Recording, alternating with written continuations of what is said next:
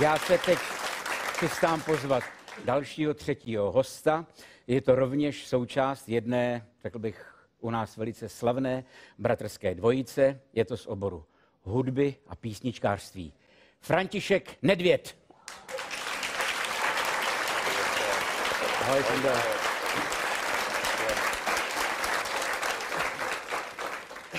Moc hezky se to poslouchá. No, možná bude hůř, Františku.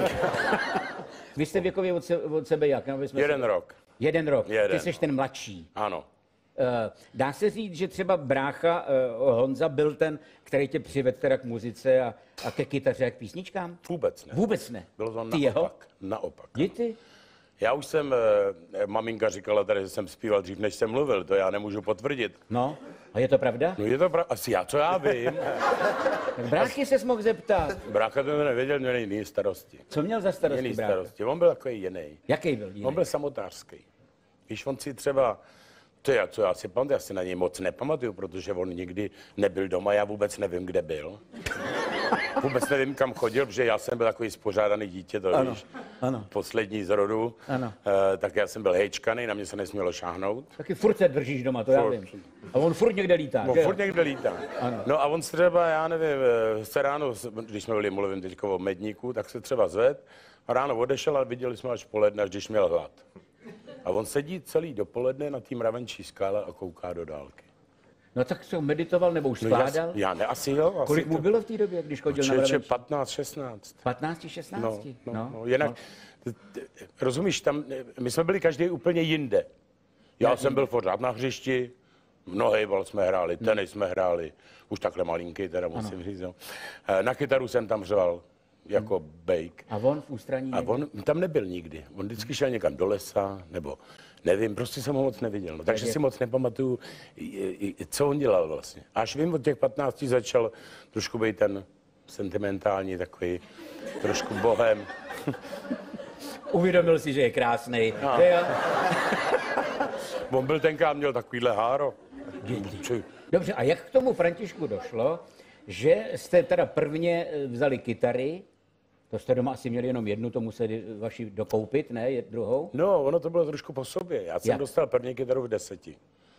Protože já jsem o to opravdu měl zájem. Ano. No, tak asi moc ne. No ale tak a přišlo to a táta hrál velmi dobře, táta velmi dobře zpíval, on hrál tenkrát v nějakých těch 40. letech, byla to Pražská parta, se to jmenovalo, to byli trampíci. A brácha, co já si pamatuju, tak ten začal hrát tak někdy ve 14, 15. Ale kdy vás napadlo, že teda vytvoříte jako to duo, to jako No, někdy v těch 14, 15? Ne, to bylo později. Později? To bylo později, to nebylo Jinak duo. jste hráli solo každý, aby jsme se v tom vyznali, Františku. Ano, on do hospody nechodil. Ty jsi hrával v hospodě. Prosím vás, teď to nevypadá, jako že jsem chodil do hospody, jsme opravdu chodili hrát a zpívat. Já jsem dokázal vypít třeba 20 limonád za večer, ale ani kapku piva, ani kapku alkoholu. Tak abyste jakože... To už byl tenkrát tak nemocnej, že si nesmí. Ne.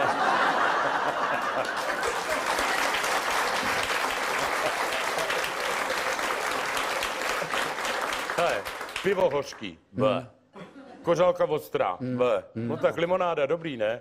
Tomu 2 buřty s cibulí, no, takže, co jsme to přestali?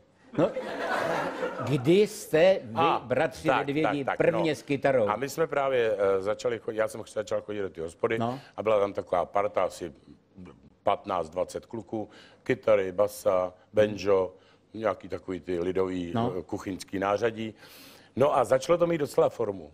Já říkám, Honzo, pojď, jdem se na to podívat.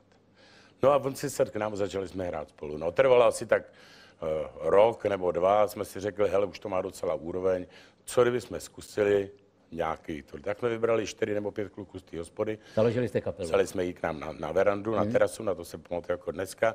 Zahráli jsme si, Honza přines první písničku. Co složil? To složil. Na té mravenčí skále. Tu sázou, ano. No a pak se to prostě vyeliminovalo. No. Byli, Toronto se to jmenovalo tenkrát. Ta vaše kapela. Ta naše kapela.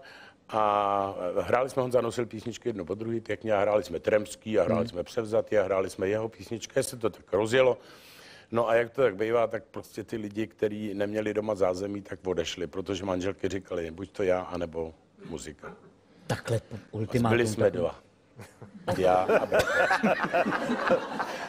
takhle jste vytvořili tedy tu opravdu, dvojici a že jste koncert... On tam ještě potom, když jsme začali, já jsem pracoval až docela 20 let jsem pracoval. Ty... Rukama.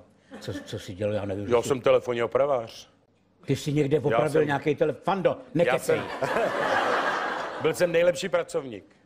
Nejlepší? Nejlepší pracovník. 10 let jsem dělal ve Vršovicích v oboru. Jo. A pak jsem dělal v Krči na sídlišti. A to jsi chodil do domácností No opravdu jasně, telefony? brašnu, šroubováky. Jsi chodil s brašnou po bytě? No jasný.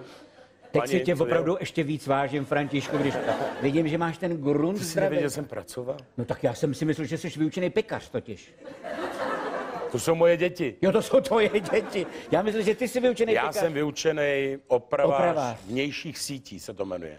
No, tak je ústředna, tam jsou takový ty dráty a účastník. A brácha je vyučený co?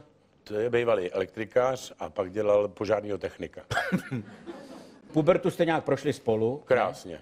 Hele, ale takhle, když vy jste u ohně začali spolu hrát, co? Tak to ty holky. Co? Já nevím. No ne, nevím. No, co já si pamatuju? To jste byli králové, ne? Já ne. Jak to, že ty ne? Protože já jsem tenkrát vážil 156 kg.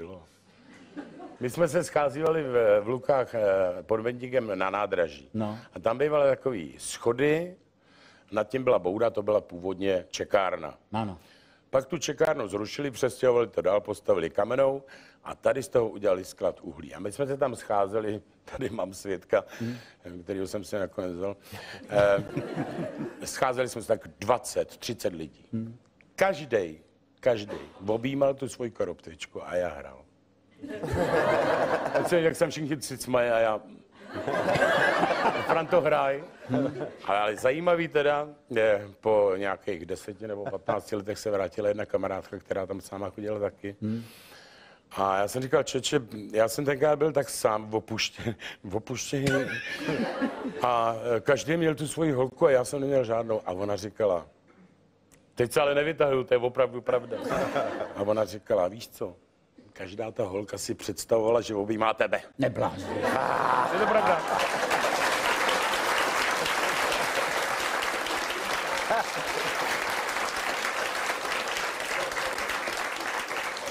Dobře, ale Franto, pak jste to spolu opravdu rozjeli teda vehementně, to prostě Nedvědi až na ten Strahov, že jo? A najednou se to nějak zepsulo, to všichni víme. Koukáme 9:30.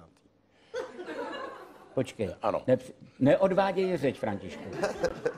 Najednou se ta spolupráce bratrská, velký tady, tohleto slavný bratři, nenahraditelný písničkaři a najednou to skončilo. To všichni víme. Nevíme ano. Ale, Františku, proč. Já vám to řeknu. To nám jenom prosím tě, Jeničku, jestli se budeš dívat, tak mluvím jenom to, co si myslím, jo? Tak, řekni to. Mluvím pravdu teda. Řekl jsi to už někdy veřejně, Fando? Já myslím, že ne. Neřek, tak, přátelé. Teď to budu šeptat. Ne, nešeptej mi to. Ne. Podívejte se, když se člověk jaksi dostává pracně nahoru, ano. Což akorát můžeš vidět sám i ty, že trvá třeba 10 nebo 20 let, než dostanete se do určitého vrcholu. A teď už vám zbývá třeba jenom jako hrát pořád stejně po těch klubech, nebo jít si tadyhle zahrát do Lucerny, to už byla jedna taková meta, ta Lucerna, to je i dneska pořád to ještě platí, i když se o to nikdo nestará, bohužel. A najednou přišel ten Strahov. Z blbýho nápadu. Blbej nápad Petra Novotnýho, co kdyby jsme to udělali, nebo Honza, já nevím. Tenkrát seděli na Krétě a domlouvali se. No a Petr to najednou rozjel. A teď přišel ten Olymp. To obrovský hlediště, obrovský prostor. Já opravdu bych to každému přál, každému umělci, aby to viděl, jak vypadá 70 000 lidí pohromadě našlapaných na jednom místě, jako je Strahovský stadion. Rolling Stones, co tam zažili teda, Rolling Stones. Ale to jsou Rolling Stones, ano. Prostě, já neříkám, že jsme nejlepší, ale ano. Dosáhli jsme toho nejlepšího Olympu. A podle mýho názoru to Honza neunes. Ten Strahov neunes. Jo. Velká sláva to byla. Jak se to projevilo? No, protože, já nevím, člověče, ale nějak se ztratil se zájem, nebo co, on měl nemocný prst. Pak začal mít problémy s tou hlavou. Ty jsi byl ten, který tu spolupráci s Honzou ukončil. A furt čekám, kdy mi řekneš proč. Jo, nebylo to kvůli tomu, slyšet? no nebylo to kvůli tomu, že jsi mu řekl, ty máš blbej prst, s tebou já hrát nebudu. No on přestal hrát. On přestal hrát na kytaru. Přestal hrát, protože nějak mu ochrnul ten prst nebo něco. Ty jsi opustil Mrzáka ve chvíli nejtěžší.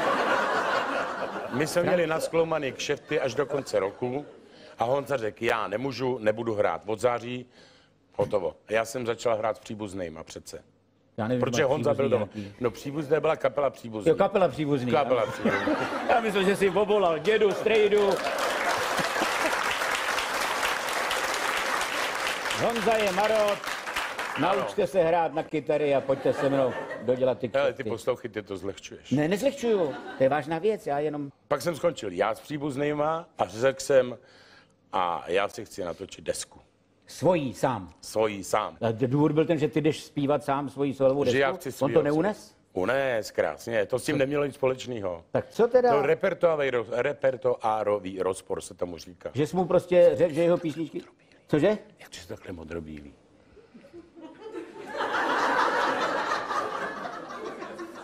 Je pionýrský oddíl po 40 letech.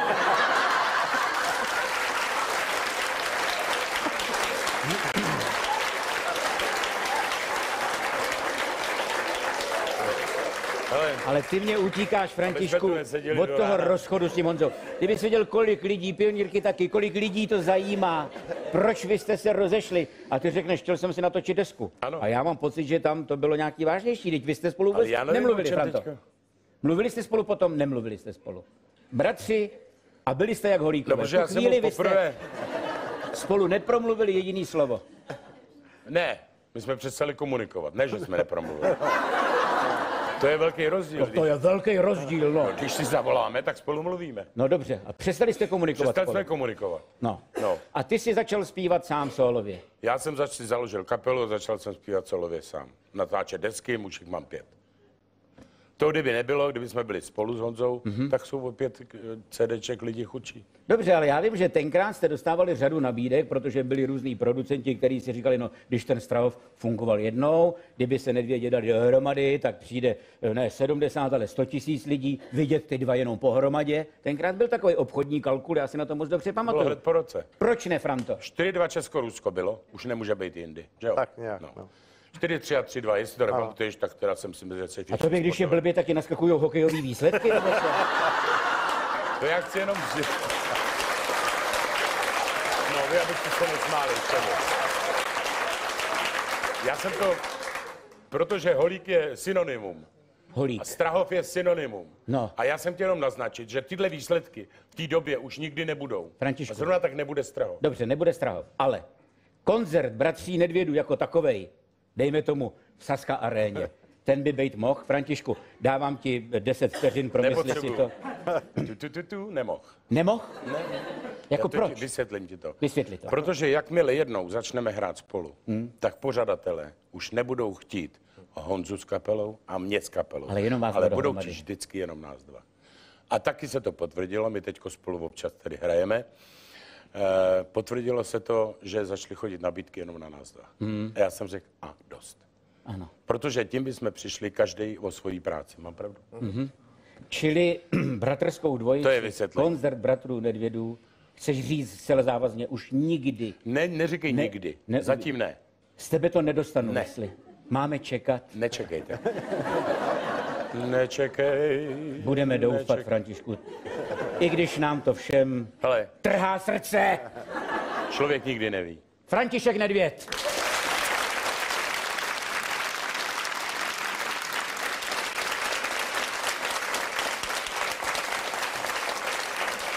Přátelé, to je samozřejmě pro dnešek všechno.